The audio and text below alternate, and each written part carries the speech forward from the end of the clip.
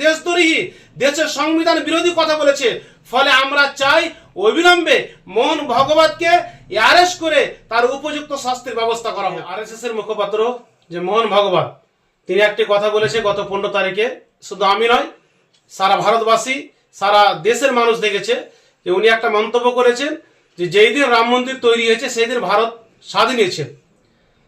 আমরা জানি যে ভারতবর্ষে যে 2014 পর থেকে যে বিজেপি সরকার এসছে, এটা বিজেপি তো আসলে নয়, আরএসএস এর যে সরকার এসছে, এই আরএসএস এর নেতারা বা আরএসএস যে ভারতবর্ষকে হিন্দু রাষ্ট্রে পরিণত করতে চায়, এরা বিভিন্ন টাইমে দেশদ্রোহী, সংবিধান বিরোধী বক্তব্য দেয় বা মন্তব্য করে।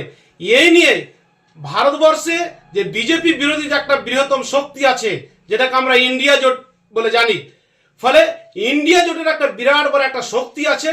কিন্তু বিজেপির নেতারা, আরএসএস এর লোকেরা যেভাবে সংবিধান বিরোধী মন্তব্য করছে, এই নিয়ে তাদের কোনো মন্তব্য আমরা দেখতে পাচ্ছি এরকম। এবং আমরা চাই যে মোহন ভাগবত যে মন্তব্য করেছে, অবিলম্বে তাকে অ্যারেস্ট করে তাকে উপযুক্ত শাস্তির আওতায় আনা হোক। কারণ উনি একদিন হচ্ছে দেশদ্রোহী, দেশের সংবিধান বিরোধী কথা বলেছে। ফলে আমরা চাই অবিলম্বে মোহন ভাগবতকে অ্যারেস্ট করে তার উপযুক্ত শাস্তির ব্যবস্থা করা হোক। সত্যিকারই একটা অবাক লাগে যে বিজেপি বিরোধী যে একটা জোট পুরো ভারতবর্ষ জুড়ে চলছে, বিজেপি নেতারা বিভিন্ন টাইমে বিভিন্ন মন্তব্য করছে। যেমন আমরা কিছুদিন পূর্বে দেখলাম যে মিঠুন চক্রবর্তী মুর্শিদাবাদকে নিয়ে, যে মুর্শিদাবাদের যে সংখ্যালঘুরা বসবাস করে তাদের কোমর থেকে কেটে দিয়ে সেই নদীতে ভাসিয়ে দেওয়া হবে। আমরা কয়েকদিন আগে দেখলাম যে কলকাতা হাইকোর্টের একজন আইনজীবী বাবা সাহেব আম্বেদকরের যে সংবিধান আমি মানি না বলে এইভাবে মন্তব্য করলো।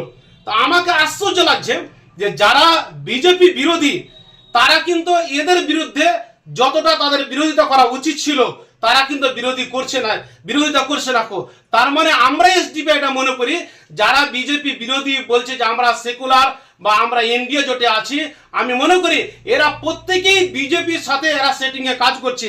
অর্থাৎ আরএসএস যে 100 বছর টার্গেট ভারতবর্ষকে হিন্দু রাষ্ট্র পরিণত করব, আরএসএস এর সাথে যতগুলো ইন্ডিয়া জোটের সাথে শরিক দল রয়েছে, এরা সকলেই তাদের সাথে সেটিং হয়ে কাজ করছে। আমরা এসডিপি এটা বিভিন্ন মিডিয়ার মাধ্যমে বিজেপির নেতারা, আরএসএস এর নেতারা যেভাবে মুসলিম বিরোধী কথা বলছে, আর তাদের যে কোনো প্রতিক্রিয়া আমরা দেখতে পাচ্ছি না, তাতে আমাদের কাছে পরিষ্কার যে ভারতবর্ষে যতগুলি দল আছে বিজেপি বিরোধী, সে কংগ্রেস হোক, টিএমসি হোক, এই কেজরিওয়াল হোক, সেই মুলায়ম সিং যাদব হোক, যতগুলো দল আছে, এরা সকলেই কিন্তু বিজেপি আরএসএস এর যে টার্গেট, এই টার্গেটে তারা আজকে ভারতবর্ষ জুড়ে কাজ করছে। অর্থাৎ হিন্দুত্ববাদী এই রাষ্ট্র দেশ তৈরি করার জন্য এরাও কিন্তু আজকে কাজ করছে। কিছুদিন আগে যেমন দেখলাম যে বিজেপির শুভেন্দু অধিকারী যে একটা মন্তব্য করলো পাকিস্তানের বাচ্চারা বলে, সে নিয়ে আপনি কি বলবেন? সত্যিকারই যে কথাগুলি আপনার বলছেন, এটা আজকে নতুন নয়, যে আরএসএস 1925 সালে তৈরি হয়েছে, তখন থেকে তাদের এই যে কাজগুলি চলে আসছে মুসলিম বিরোধী।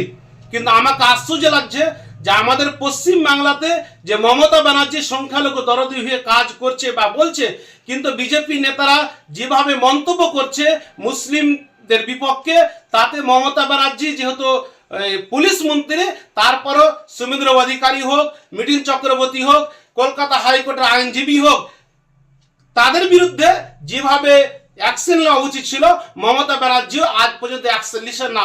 তার মানে এটাই যে টিএমসিও বিজেপির সাথে সেটিং এ কাজ করছে। ইসলাম, আমি শামসারগঞ্জ বিধানসভা এসডিপি সেক্রেটারি।